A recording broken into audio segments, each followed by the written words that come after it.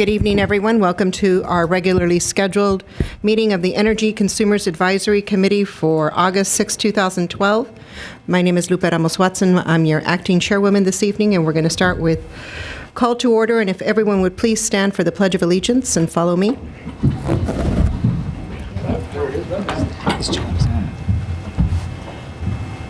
I pledge allegiance to the flag of the United States of America and to the republic for which it stands, one nation, under God, indivisible, with liberty and justice for all.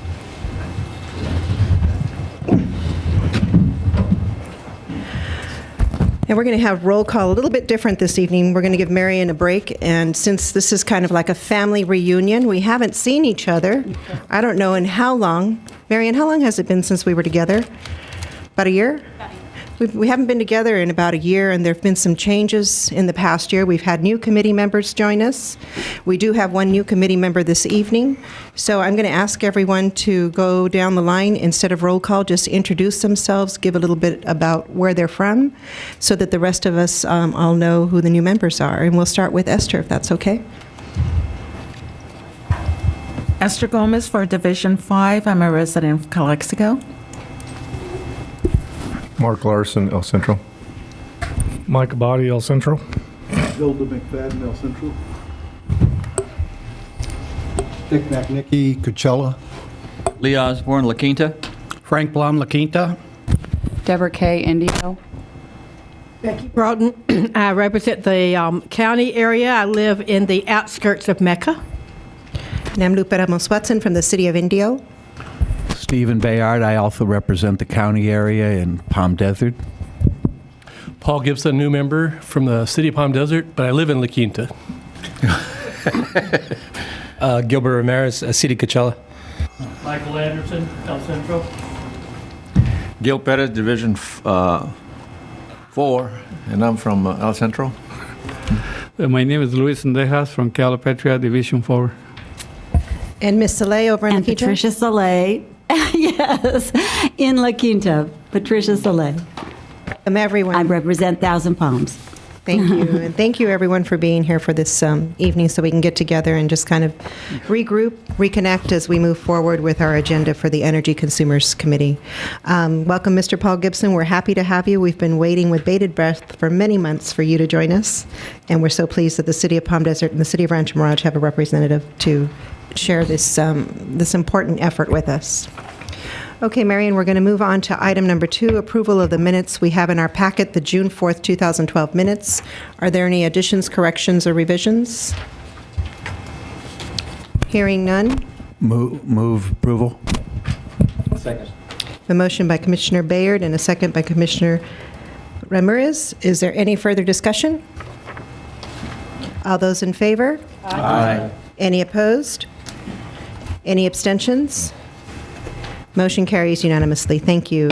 Item number 3, public comment period. This is the time set aside for any member of the audience wishing to address the body to please make themselves known. Just come forward, and there's a podium and a microphone. We'd be happy to hear from you at this time on any matter related to the Energy Consumers Committee.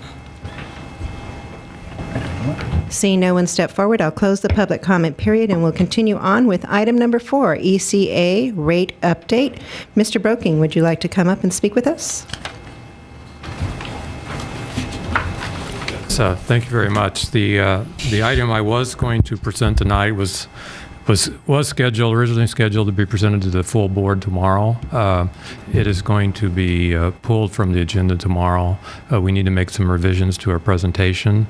So my plan is to make those changes and bring it back to both to the board and to ECAC. So right now, I think the plan would be to take it to the board for information. I think the last meeting in August, to bring it back to this committee, the first meeting in September, and then bring it back to the board for action after that. Thank you, Mr. Broking. And I did have some information from some of the committee members that they needed a little bit more information in the staff report. So we'll be getting together with Marion in hopes that between now and the next presentation, you'll be able to include some of that information in the presentation. Thank you very much. Thank you. Bye-bye. Moving on to item number 5, we have project updates. Mr. Olstowski, would you like to come forward and speak on EC3 Repower Project, item A?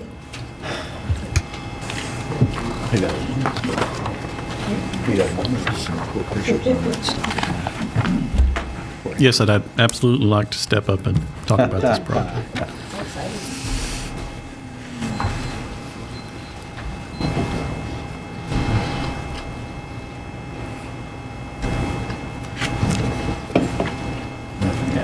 There it goes.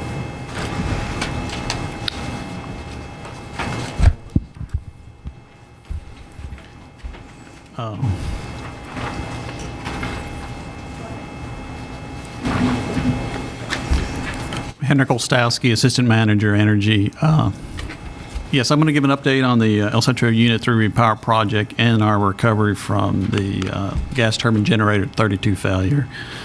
The photograph on this slide is of the El Centro Unit 3, and in the foreground is Unit 3-2, and in the background is Unit 3-1.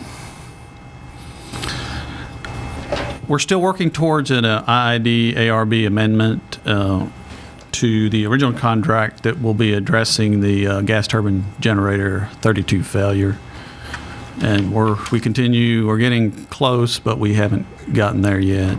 ARB continues to work on punch list items.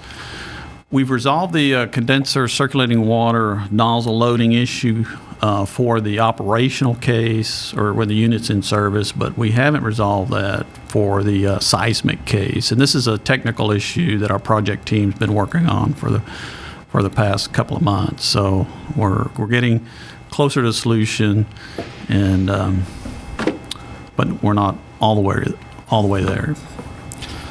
Siemens and ARB have executed a purchase agreement for the gas turbine generator 32 failure. And what that does is that was executed based on the fact that the unit failed. And what that change order does, it takes IID out of the loop for payments for the direct damages associated with the failure. So it's a direct contract between the equipment supplier and the EPC contractor. The damaged turbine core has been removed from the site, and it's in transit to Sweden, and we expect it to arrive in Sweden late August. The installation of the new gas turbine generator 32 core is complete, and we actually just a few minutes ago had a successful forest fire on that unit. So we're moving to put that unit fully in service. The hot commissioning of Unit 3 of gas turbine generator 32 and Unit 3 in a 2x1 combined cycle mode will probably be occurring later this week. The first fire sets the point in time where you begin hot commissioning work. And then our project cost forecast remains under the major work authorization approved budget. I've included several photographs of the Unit 32 repair and in this presentation. And this first photograph is of the damaged turbine core removal from Unit 32. So this is a few weeks old. They're removing the damaged core from what they call the turbine enclosure. In the foreground of that photograph is the turbine enclosure foundation steel. In the background is what they call the rollout skid, and it's installed temporarily to remove the unit from the turbine enclosure. And you can tell the temporary rollout skid because it's the orange steel. And again, basically what they do is they unbolt all the piping and ductwork tied to that core, and they move it sideways out of the turbine compartment so that it can be lifted onto a truck. This is the arrival of the new turbine core to the El Centro generating station. It was trucked from the Port of Houston to El Centro. This is a photograph of the new turbine core being lifted into the Unit 32. And then finally, this is the new turbine core being installed in Unit 32, and the core is very close to its final positioning within the turbine enclosure. Question?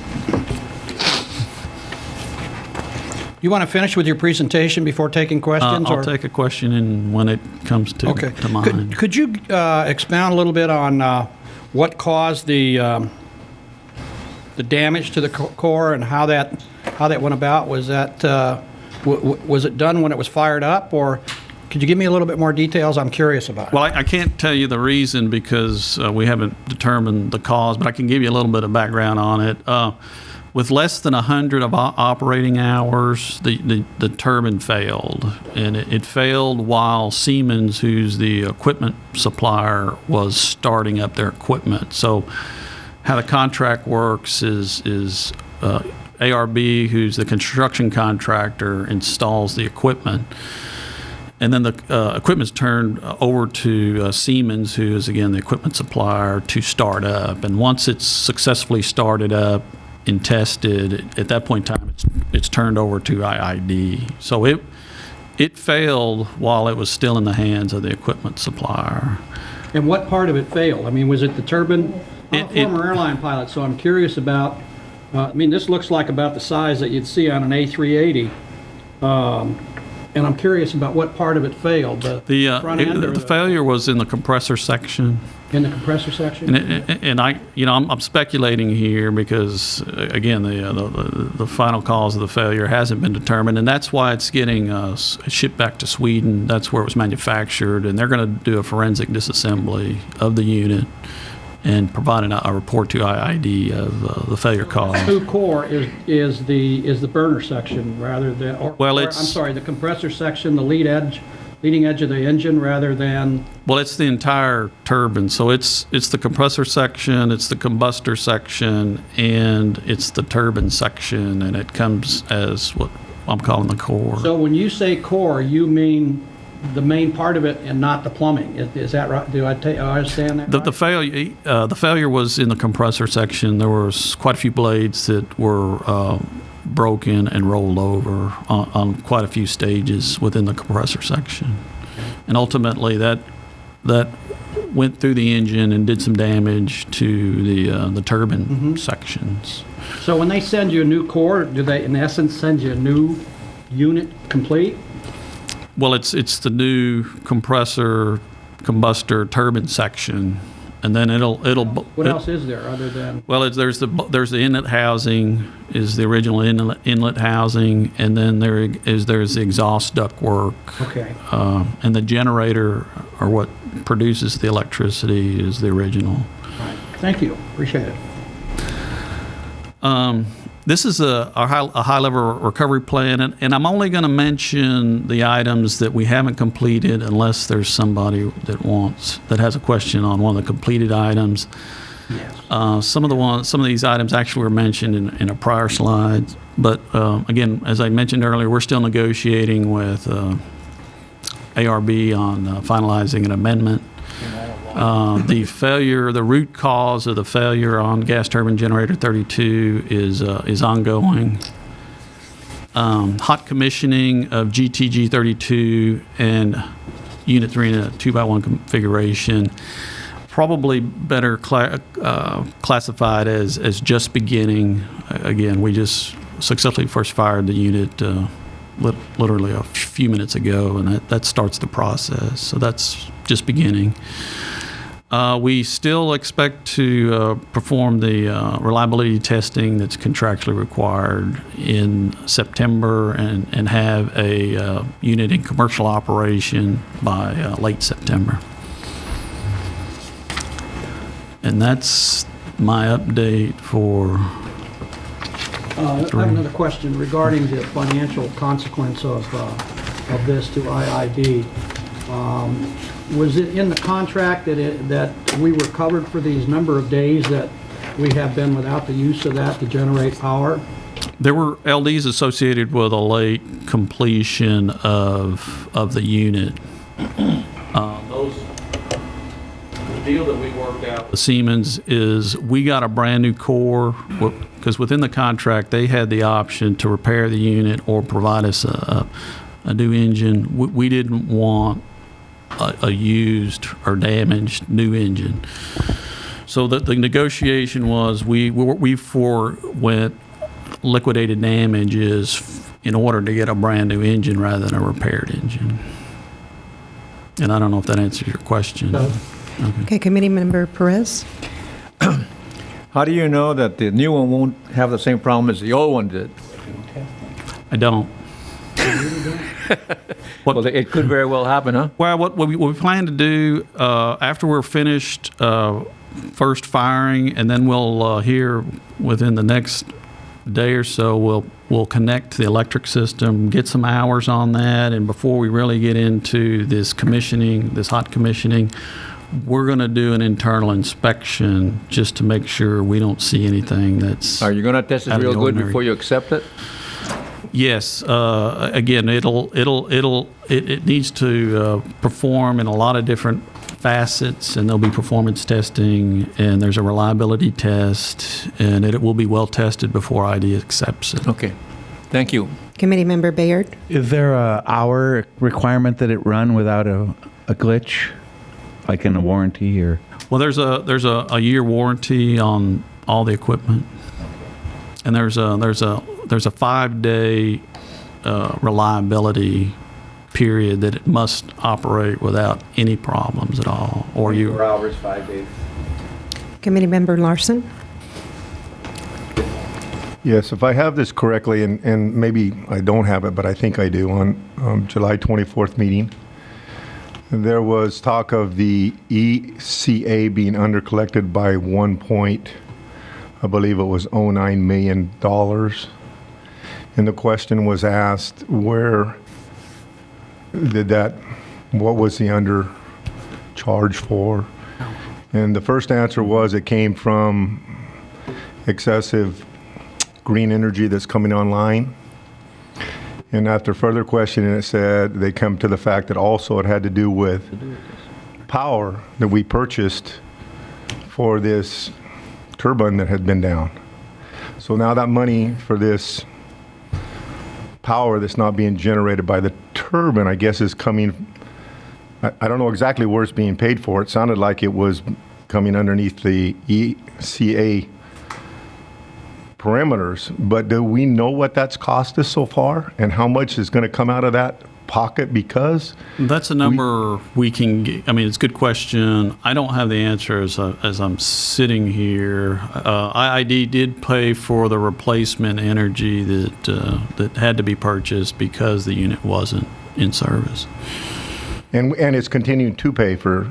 I mean, it's going to be a bill in July and also August until you fire up. Yes, I believe purchase power was purchased through the month of August. And maybe September, and that's an individual other than myself that purchased that energy. But I mean, we can get that information for you. I would like that brought back before the board to let us know what amount we decided that we were willing to pay for having either a repaired motor or compressor, or whether we got a new compressor, and how much that really is costing the constituents of Imperial County for something that maybe we shouldn't have been paying for. I'm just curious of what that number is. Yeah, it's a good question, and we'll come back to this group with that answer. Okay, so who's going to come back to us with that? You know, as far as the amount that purchase power cost, I would have assumed it was going to be Belen Valenzuela. Okay. Yes, go ahead, Mr. Blum. I assume we're going to buy more of these turbines in the future. being responsible for generation, I would hope so too. But maybe not this specific model. It was a question with may have not been appropriate, but the thoughts that are running through my mind is I don't think we did a very good contract, to tell you the truth. I mean, we gave up probably, well, you tell me, thousands of dollars negotiating for a new core rather than a rebuilt core, which in my mind is crap. I mean, that's no way to negotiate. And we've lost money on that should have come to this company for the lost time of not running this compressor. And I, for one, I'm not, unless there's something I'm not hearing, I don't think that was a very well done deal. And I would hope that if you would do one again, you would say that if this core is damaged, you have the option, not them. Never, the supplier should never have the option when you're dealing with this kind of money. I mean, if it has a 10% damage factor, then you repair it. If it's over 25 or some figure, it's replaced. Not you guys have the option of whether you replace it or give us. You've negotiated away. You gave away a ton of dough. And I don't think that's appropriate. I don't disagree with you, and these are very complex units and complex contracts, and again, I'm not. But this sounds like a catastrophic failure to me, which is, in my mind, is highly unusual in this day and age. Something's wrong. This type of turbine, you can only go to 2 companies in the world to get this type of this size turbine this size turbine in a gas turbine configuration. So in a lot of ways, they dictate, they understand that you can only go to one of 2 companies. It's either General Electric or Siemens, and they understand that very well. And in a lot of ways, they dictate what you're going to accept. And either you accept it or they don't supply you a gas turbine. So I'm not disagreeing what you're saying. If it were a monopoly, I think I would probably agree with you. But if you have 2, you can play one off the other, can't you, and negotiate a better deal? Well, I mean, they're complex, and there's a lot of things you're balancing: price, performance, contractual terms. Anyway, I don't disagree with what you're saying, but I mean, just you live and learn. And in the future, if we can force. If something major happens, that they replace the engine. I mean, these types of failures do not happen very, very, very often. And when you have a failure, it could be a minor failure. And if there was a minor failure of some sort, I don't think it'd make a lot of sense to replace the whole engine just because you had a minor failure. So, I agree. Thank you. Any other questions? Yeah, you were before you answered this question, you were going to say there's different models out there maybe that aren't being supplied by 2 people. Maybe is there anything else out there that you were going to say that we're capable of buying? As far as a turbine you're going to be able to go to a supplier and get parts, and it's going to be in business and has a proven unit that is going to meet California air emissions, you're truly down to, in this type of turbine, you're down to Siemens and GE. So, Committee Member Kay. A question regarding the timing of the forensic report from the failed unit. Is it you're gonna know something in time that you have a contingency plan if there's something that's discovered in that report that impacts the unit that's going in now? Is there a contingency plan on how to handle that? Well, there's 100, and I believe, and I don't have the exact number, but there's 150 of these identical units or similar units that are actually operating very well in the industry. What we did when the failure first occurred, we had a concern that we have an identical unit right next to it because it's a 2x1. We had a concern that, well, if this one failed, do I have a similar problem with the one adjacent to it? And before we progressed any further in hot commissioning that unit, we made Siemens prove to IID that we didn't have a similar problem, and they spent a lot of time and effort putting together a report that they presented, and we bought off on it. Committee Member Abadi? Henrik, on the whether it's direct damage or indirect damage and the loss, when you're going to bring back those numbers, or Mrs. Valenzuela will bring them back, and the cost for replacement power, as Mr. Larson spoke about, are those figures also, are we still within budget, knowing that number, that replacement power, or will that be an additional charge on top of the $250 million that we'll be financing? We have not rolled in the purchase power to the project budget. So the damage, the indirect damage from this failure,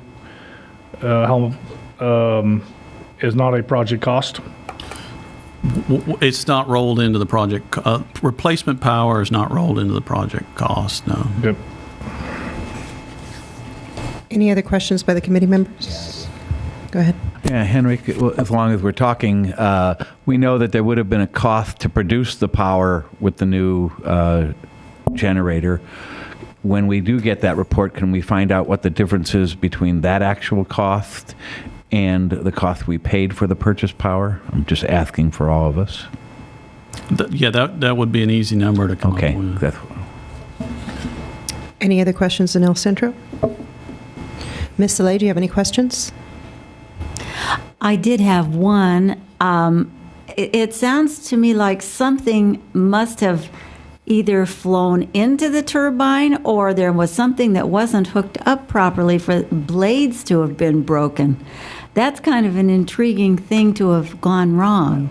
I'm just wondering if you'd like to hazard any sort of a guess on that. What they did before the turbine left the site, this turbine, at least the compressor section, has a split case, so you can split the compressor section and look inside, and that's actually absolutely what we did.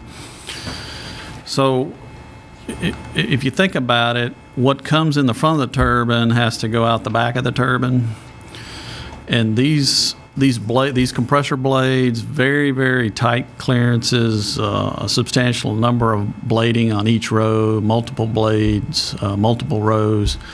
So when we split the compressor case, the first 4 stages of the compressor, rotating and non-rotating blades, we saw no damage to them at all. It was we only saw the first sign of damage, I believe, beginning on the 5th row, and then the damage got significantly worse as you went back in the compressor section. So it appears that what happened is a blade broke, compressor blade broke on one of the on one of the rows inside the compressor. So it was a good indication that nothing had come into the turbine. The damage started somewhere in the turbine.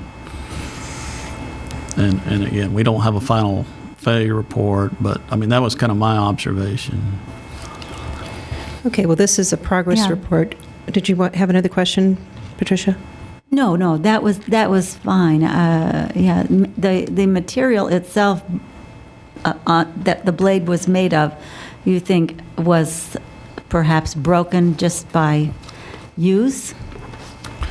Well, I mean, there's a few things, and I'm not a turbine designer, but the clearances on these very highly efficient turbines are pretty close to zero, and actually there's an abradable seal in these compressor sections that actually cuts into the case so that you don't have any air leakage by.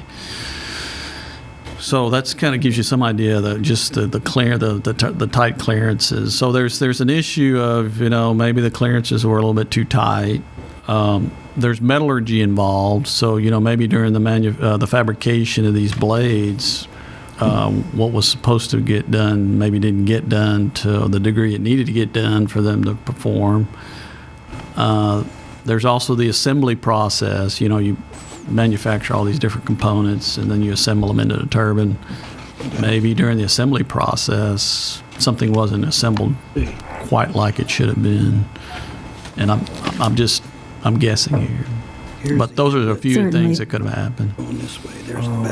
Thank you. I appreciate you trying to tell us what possible variables would apply. Thank But we're going to get a report, and we'll review it, and if it sounds plausible, I mean, ultimately, if there's an interest, we'll bring it back to this committee. And It sounds tell like you what there we is know. some interest for us to receive further information on the damaged turbine, in addition to continuing the progress reports on the EC3 repower. So we know you're going to come back, and we know that we will be getting plenty more information. Before we move on to the next item, I just want to, for the record, recognize that committee member Mr. Alsop has joined us. Welcome. We went around and reintroduced ourselves to everyone, Roy, because it's been so long since we'd been together. Do you want to introduce yourself to some of the new members? Well, yes, I'm Roy Alsop. I've been with the district for many years, and I represent Director Hanks, and I live in Calipatria. Thank you, Roy. Good to see you. Okay, moving on to item 5B, deep well injection. Again, Mr. Ostowski. This is an update on the deep injection wells project at the El Centro Generating Station, and the photograph on the front is in the foreground is one of 2 injection wells that have already been constructed. I'm going to begin with a high-level introduction.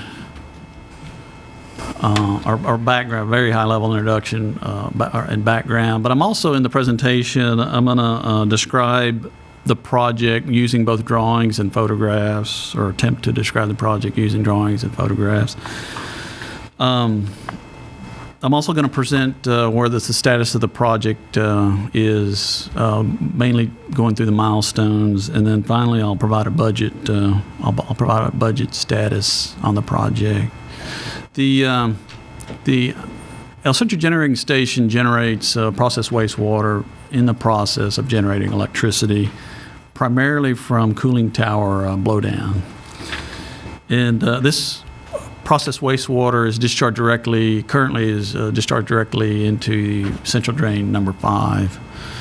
On September 15th of 2011, the Regional Water Quality Control Board issued a cease and desist order number R7 2011-44, replacing cease and desist order R7 2009-49, and basically that provided us additional time for ID to finish this injection well project.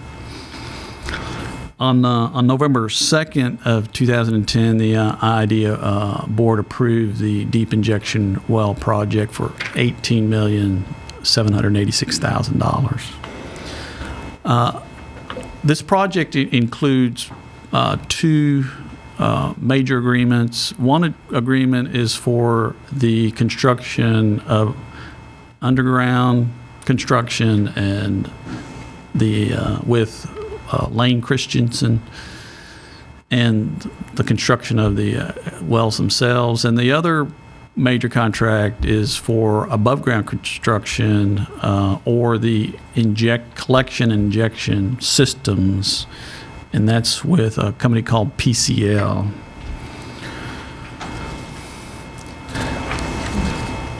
As far as describing the project, I'm only going to talk about the major components of the system. So what happens first is through various points within the plant, wastewater is collected into a single sump, and from this sump, water's pumped to this filtration area. And this filtration area provides two-step filtration process. The first filter is what I'm going to call a disc filter, and it's this filter here. That filter will filter down to 5 microns. So from the discharge of that filter, it goes into another set of filters, which are these two vessels. And those are cartridge filters, multiple cartridge filters, and that will filter down to 2 microns.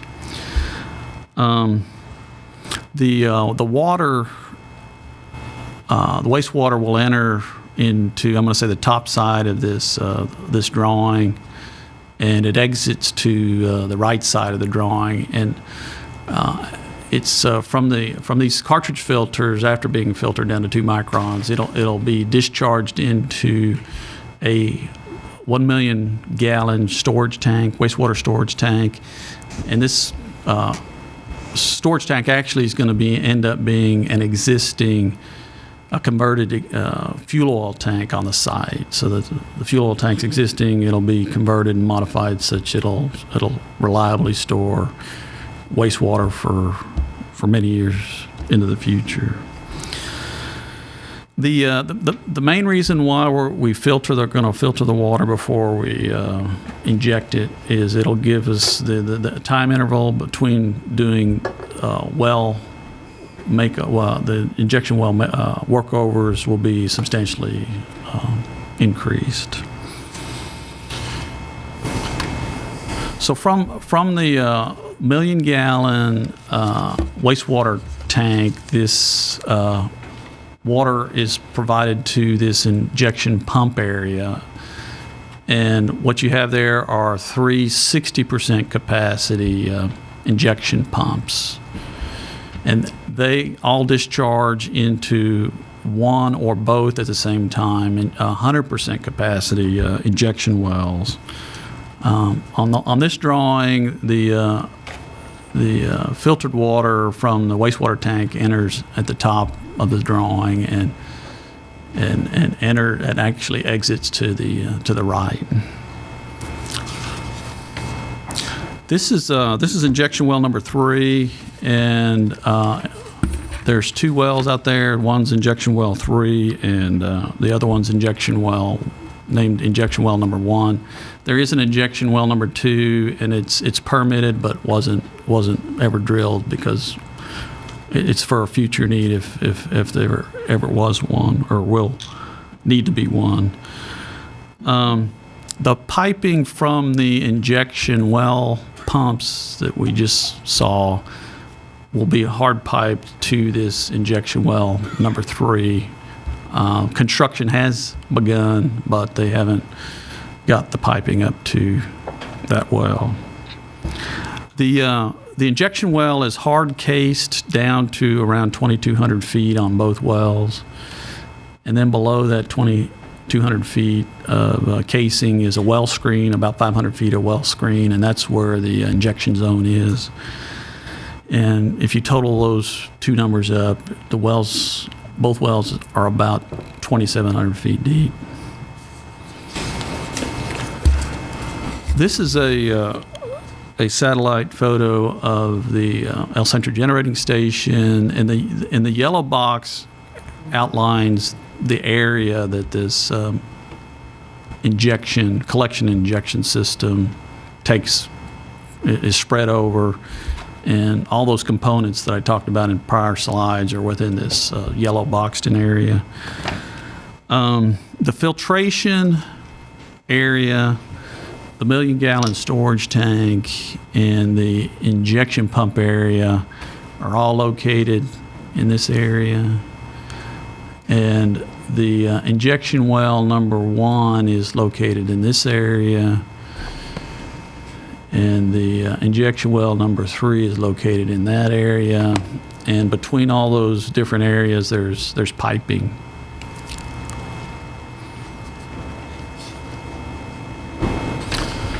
These are the milestones for the project, and I'm going to go through all of them to give you an idea of what's been accomplished since it's been happening over a multi-year period.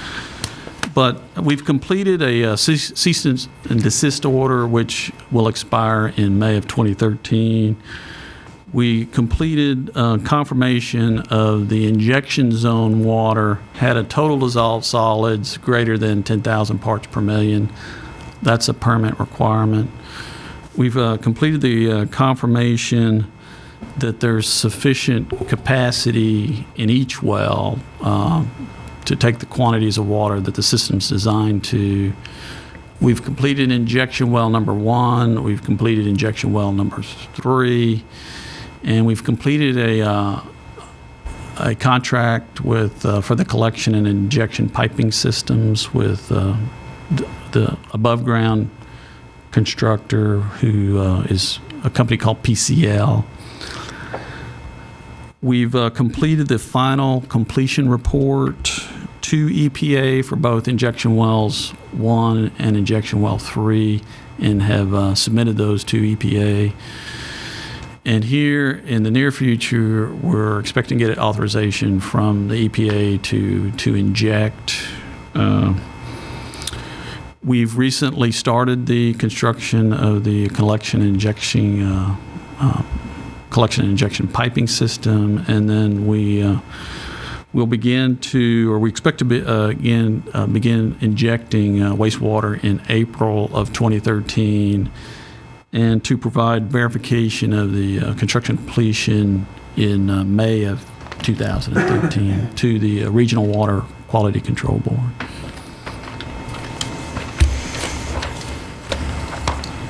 This is a spreadsheet summarizing the budget status, and it is these numbers exclude the contingency. So I mean, if we jump down to the bottom of the spreadsheet, the planned dollars less contingency on the projects is $17,078,000.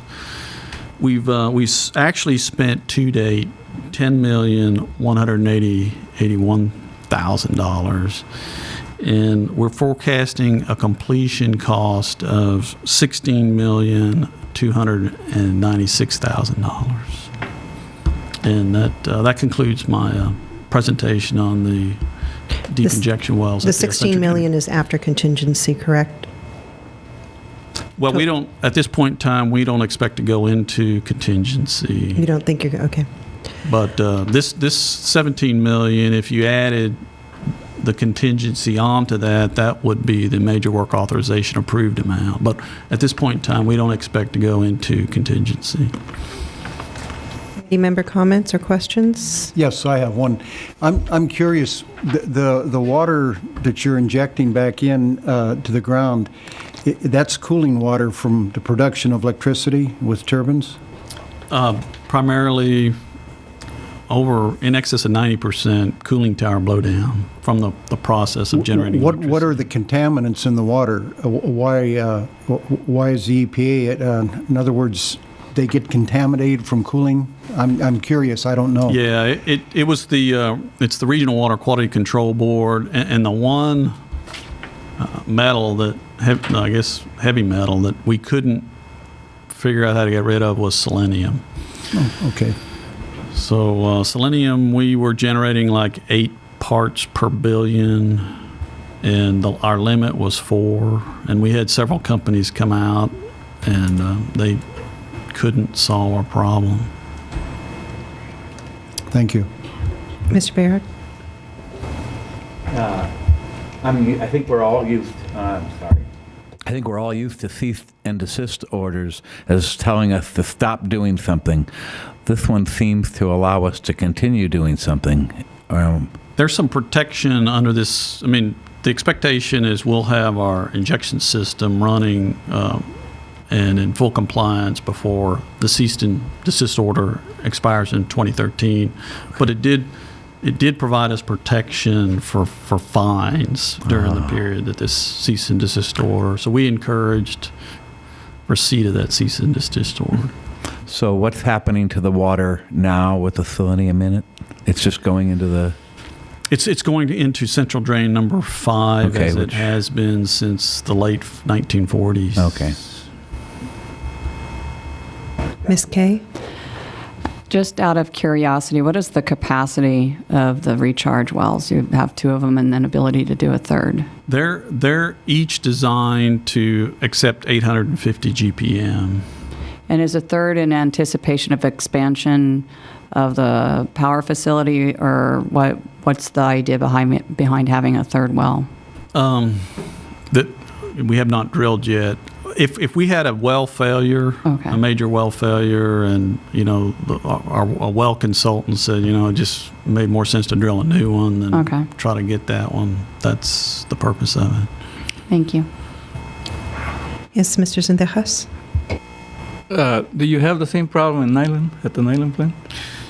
The Nyland plant is a very water stingy plant, and we have no off-site water discharge. I mean, to get that unit permitted, and it wasn't to get that unit permitted as a new facility, the California Energy Commission expects very water stingy plants. So there is no off-site discharge of wastewater from that plant. Any other committee questions in El Centro? Yes, Mr. Ramirez. Where does it percolate to? Where's the end result of the water percolation? At Nyland? Oh, it ends up in Nyland? No. El Centro, we discharge it into central drain number 5, and it ends up at the Salton Sea. Any other questions of the committee members in El Centro? Ms. Saleh, do you have any questions? No, I don't. Thank you. Thank you. And Mr. thank you. Olszewski, thank you very much for your presentation. Thank you for the detailed report, and we look forward to continued updates from your department. Okay, thank you. Item number 6, at this time we'll have a coordinator report by Ms. Champion. Good evening. I have very little to report. We've got all of our seats filled, and I just want to welcome Mr. Gibson and thank him very much for finally helping me out get that last seat filled. Thank you. Thank you. Is there cake and ice cream later? Cookies. Oh, cookies, okay. Item number 7, department updates. Mr. Stills, do you have a department update for us today? Well, I'm Carl Stills. I'm the interim deputy energy manager in charge of the strategic planning portion for the IID. I just wanted to come before you tonight to kind of get to know you. I have only been on the job about 2 weeks, so I'm just assessing everything. I will tell you this, that there are a number of issues and a number of strategies that we have to look at. You're familiar, and you've probably heard the RPS requirements that are out there, so we have to look and see how we meet our renewable goals. And one of those strategies that we're looking at is not only meeting the renewable goals, but how do we do it economically so that we impact our rates less. I think that's the challenge for us. It would be easy for us to go sign PPAs, but if we sign PPAs where some of the markets are right now, your rates are going to go sky high. So we're looking at all the ways that we can do that. We're looking at what we would normally call a BOT or bill loan transfer type contracts. We'll look at implementation, IID implemented projects if we can do that. The ideal will be to look at how we can get our cost of money versus the developer's cost of money in, bring the cost down, make it affordable for the ratepayers. So those strategies will be looked at. The other thing that we'll be looking at is transmission. It's a pretty big issue right now. One of the things we have to do is look at what transmission is required to support the growth down here from our own load perspective. We're kind of in a lull right now. The economic repression has kind of helped us out to that extent, so we're not really growing from a load perspective right now, but that will change sooner or later. And right now what we have is the developers that are down here from all the renewable generators that are creating a huge impact to our system, and a number of things that we have to do. How do we interconnect to them? Transmission services that we have to provide to them. The strategy for doing that and still protecting our balance and control area is something that everybody at the IID is working on, from our board all the way down to management.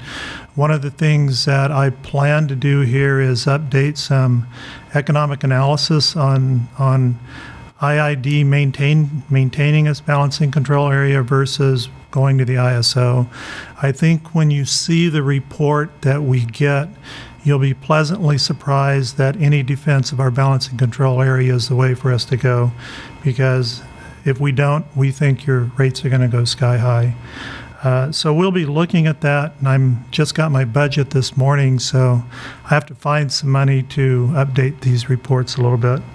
The other thing that we'll be looking at is just the incremental expansion strategy not only from a system build-out strategy, but we need to look at it from a legislative, I see Antonio back there, from a legislative strategy. What renewables can come out of Imperial Valley, what transmissions required to support that. Again, having that incremental build-out strategy, the risk position, do we pay up front, take the subscription risk? Do we put all that risk on the developers, and the strategy for getting that kick-started so we have that incremental transmission, we have the capacity going out to be able to get these developers to market. Obviously, developers are going to create green energy. We believe green energy is an energy whose time has come. We want it affordable, and we don't want it so that it creates a negative impact on our system. We really want to look at the strategies to keep that positive. We'll look at the legal issues involved with it and the dollars to do that with. The other thing that we're dealing with right now that we'll be looking at that is the operations. There's a lot of things that we have to do. If we develop an IRP, we've got to write the business rules. How much import versus export, that's a risk. Once we get that figured out, how much of that is RPS, we're going to have meeting our different compliance periods, and then getting our operations to operate under those business rules with the economic dispatch capability. So we get the lowest cost of operations, but we also have to tie reliability compliance in there. Obviously, you guys are aware of that September 18th, 2011 outage that wiped out the whole Western grid. So, we're dealing with those things, and we're looking at how do we become better just operationally. With that, I'll kind of turn it over. If you have any questions for me, I'd be happy to answer them. Mr. McFadden? Could you please put on your agenda at some time to come in and give us a presentation on this balancing authority? Absolutely. I think that would be very helpful. I know there are a lot of challenges and things going on in that area. Absolutely. Let me kind of explain my strategy here, too, because whether you know it or not, I actually wrote your initial bylaws and was the first coordinator for the ECAC. I believe that this committee is going to serve a huge purpose for us, and that is to bounce off ideas. We're only a few minds. We have some pretty smart people, but you also have people with a different perspective that are pretty intelligent on this committee. What I really want to do is bring things in, open up that dialogue, get the best strategies in place, things that we can sell to the public, and then get your support going out. And that's really where I want. So I will absolutely be happy to bring that in. Thank you. Any other questions from the committee members? Ms. Saleh, do you have any questions? Not at this time, thanks. Thank you, and welcome, Mr. Stills. We look forward to more information. Thank you for your fine report. Next, I'd like to call up Mr. Escalera. Is he in the room? There you are.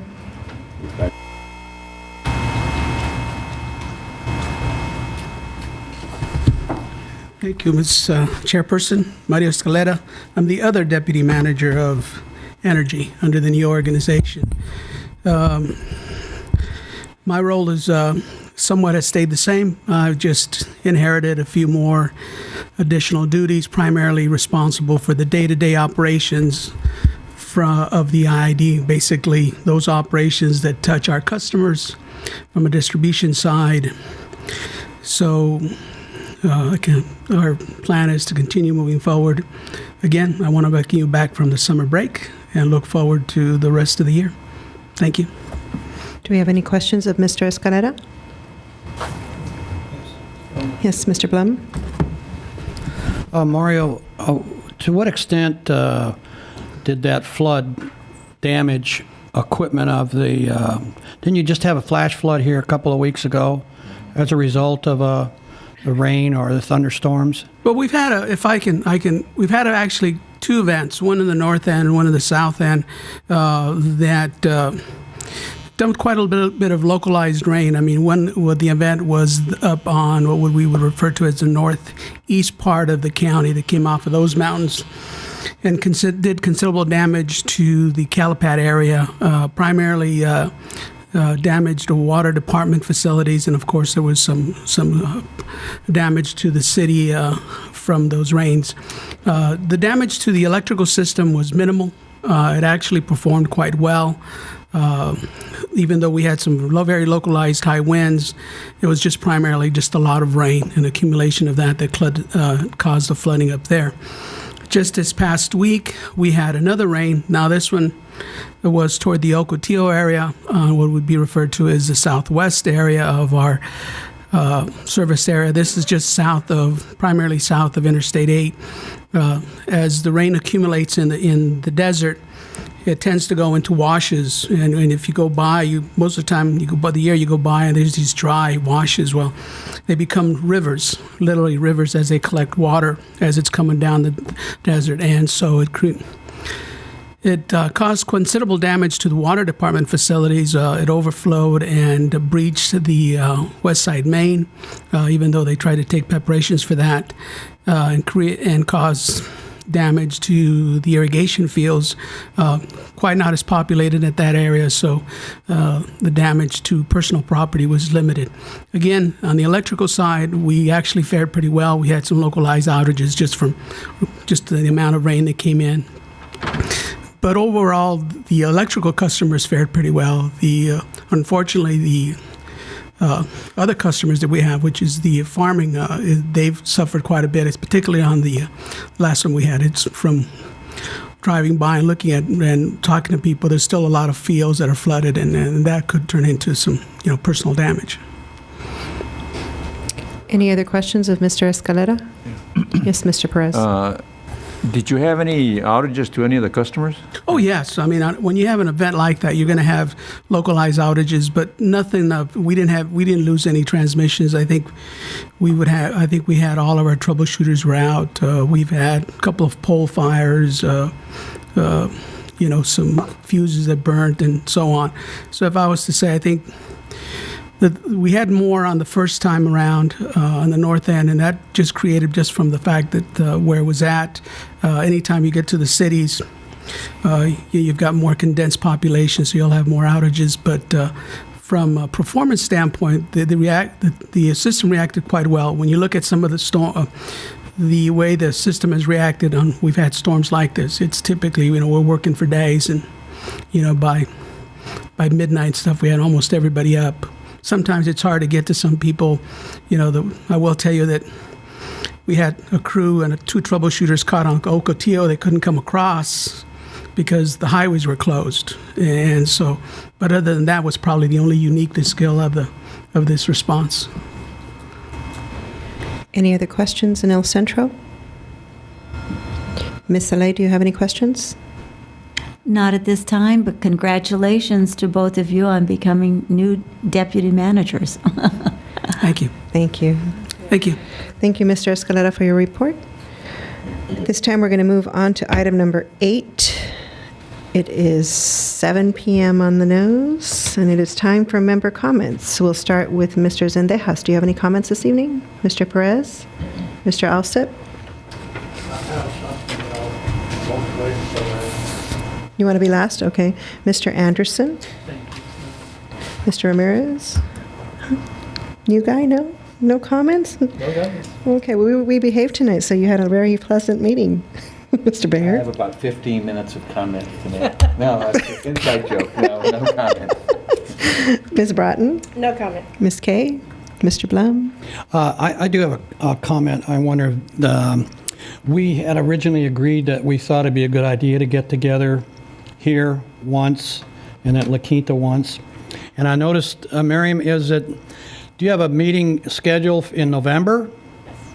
Well, if it was for a social thing for us to get to know one another, I'm wondering, now that we've gotten to know each other, do we need to do that again in November?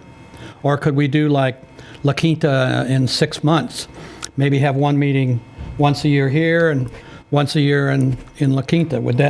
Is that anything that's anybody's interested in? I don't think we had a specific schedule, but we'll talk about that offline. Makes sense biannually. That way we have 6 All right. months to miss each other in between, right, Mr. Osborne? Mr. McNicky? Nothing. Mr. McFadden? Yes, I want to address my comments to Marion and to Mario. Marion, Use the Microphone. We can't hear you, Dilda. my comments are to Marion and to Mario. Marion, I want to thank you so very much. I reached out to you to ask if you could put some people together to make a presentation to the community. And it was very well received, very gracious, and I thank your effort. And I want to thank Mario for his staff coming out on a Saturday. A lot of these people had not heard anything about all these projects and programs and things, and I think it was very helpful. So I want to compliment Marion for all your effort to pull that together, and for Mario for your staff. I think it was Mrs. Castro, and I can't remember the other gentleman's name, but you know, if you let them know, it was very well received and very much appreciated. Thank you so very much for your effort. Thank you, Dilda. Mr. Abadi? Mr. Larson? Ms. Gomez? Ms. Saleh? Nothing else at this time. Thank you. And I'd just like to thank everyone this evening. I know Roy's going to speak, but he wanted to be last. So that means he's after me, right? My 15 minutes, yeah. No, I wanted to thank everyone for coming together this evening. This is really nice. I think it was a great suggestion, whoever made it. I think it makes sense to do this every 6 months so we can kind of just reconnect as a group and remember why we're all here. Thank you. Thank you, Patrick, for driving the Coachella Valley people. I'd like to return to the favor to the Imperial County members. I'd like to invite you to Coachella Valley next year in August so that you can enjoy the lovely weather as well. They're going to go down there and make it. But thank you, everyone. This was a great meeting. And Mr. Mr. Alsip, would you like to make some comments? Yeah, is my mic on? The microphone, turn it on for him, Gil. It's on. Okay. Okay. I'm proud to hear that we have 20 members for a change. We've worked for Gil and myself for the last 14, 15 years trying to get all the seats filled, and our coordinators have diligently worked at it, and we've finally got them, and it makes me proud. We've had a very good group of people the last few years. Look at your attendance record, and very few of them have missed. And but I'm proud that they're doing it, and I'd like to see it continued. Tonight I have my youngest daughter with me. She has something to read. I've been having trouble with my eyes, having surgery on it, and I prefer she read it. Kathy? Welcome, Kathy. Yes, I'm Kathy Hamilton, Roy Alsop's daughter, and I'm reading this on his behalf. And it's addressed to Freddie Nunez, Chairman, Imperial Irrigation District Energy Consumers Advisory Committee. Dear Chairman Nunez, it is with great sorrow that I must submit this letter of resignation to the Energy Consumers Advisory Committee and the Board of Directors. There comes a time when we must all slow down as the years catch up with us. In the last 5 to 6 months, with the decline in my health, I feel it is time to flip the switch and go to pasture. It has been a very enjoyable 15 years serving on this committee. I have made a lot of friends in Imperial Irrigation District staff, Coachella Valley members, and Imperial Valley members. I will miss attending the meetings and seeing everyone, but the time has come to go. My last meeting will be the September 2012 meeting, which will complete 52 years of service to the Imperial Irrigation District as either an employee or a committee member. It's signed, sincerely, Roy W. Alsop, committee member. Kathy, give that copy to Lippy for the... Roy, we're not applauding because you're leaving. We're applauding. We actually, yes, because you pulled us together. You are our chairman at a very, very volatile time. You brought Coachella Valley and Imperial County together, and you put us in the same room, and you said you guys are going to work together or else. And so because of your leadership, we are now a team, and we are all working for the best interest of the consumers of Imperial Irrigation District. So thank you for your leadership, Roy. We're very happy to have been part of your team, and we're very proud to have served with someone who has served so many years for the consumers of this district. Thank you.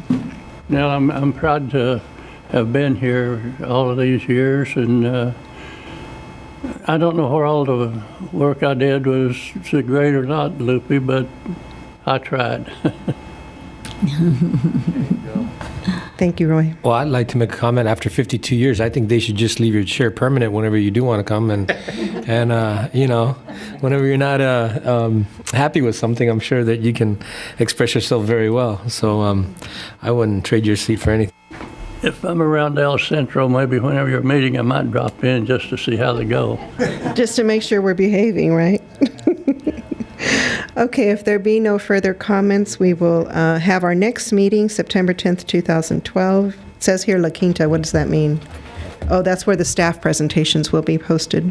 Thank you again, Imperial County, for hosting this evening. We thank you all for being here this evening. We will stand adjourned. Thank you.